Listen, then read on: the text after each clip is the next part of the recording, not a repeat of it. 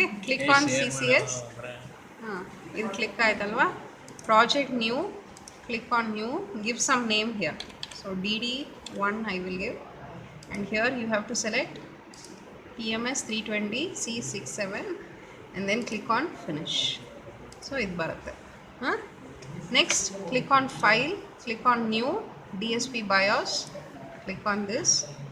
So select DSK6713, click OK.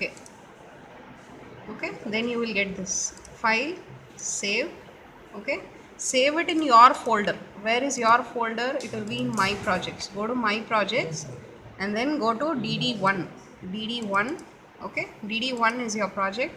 So give some name here, some name you give, e1.cdb, and then click on save. Okay, then right click on the project, add files, select configuration file here, select e1, open. Okay, so you can see that e1 here .cdb. all right, now right click on the project again, add files, go to C drive, CCS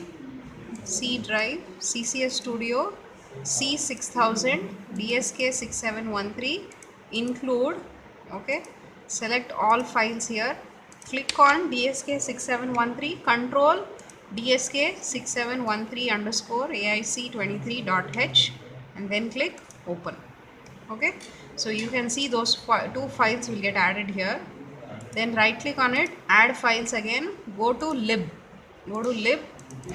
and here you have to select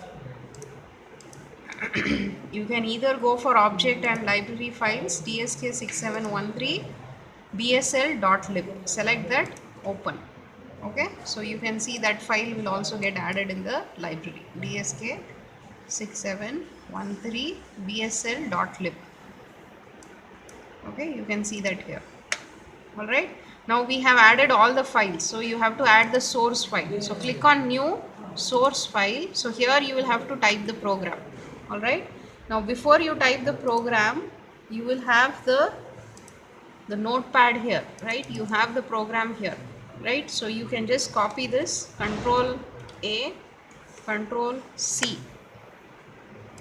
and go here and paste it. Okay, so you have it here, right? And here you have to give the same configuration file name what you give. So here you have given E1, so give this also as E1. Okay, save it.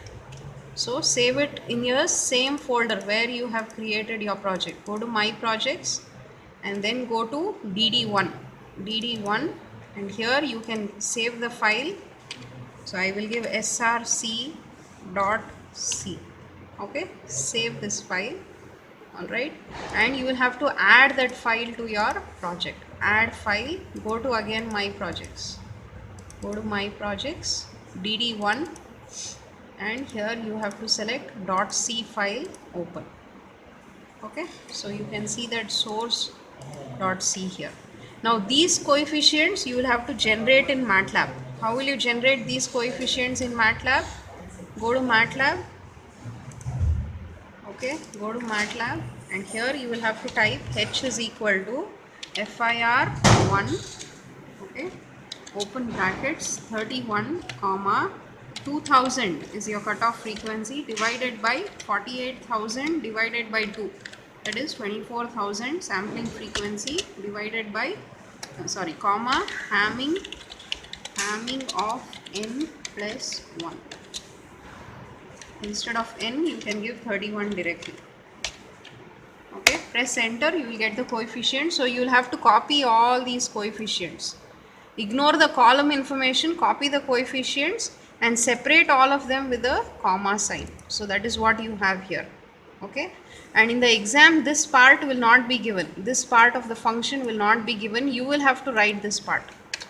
Okay, so what do you have here? You have the filter coefficients, you have the input signal which is coming from the signal generator, so you are buffering it in a variable input buffer, and then this line is going to be the convolution, right, to get the filter output. Okay, this is nothing but what? Y of n is equal to x of n into h of n, the convolution of your filter.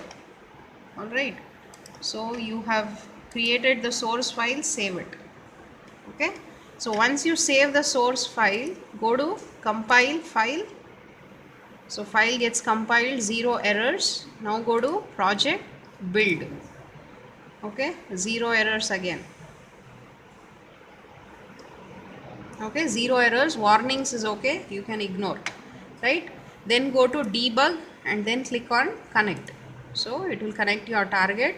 Then click on file, load program, and you will have to select the dd1.out, which will be in your project. In debug folder, dd1.out, click open.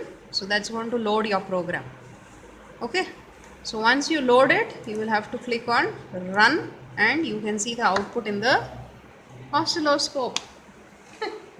Vary the frequency from 2 kilohertz till 20 kilohertz.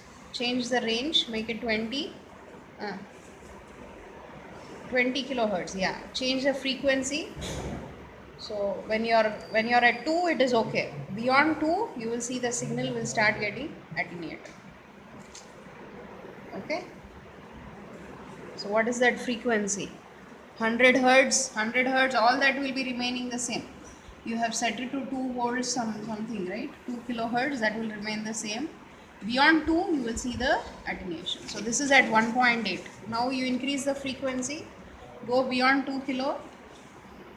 Now you can see the attenuation.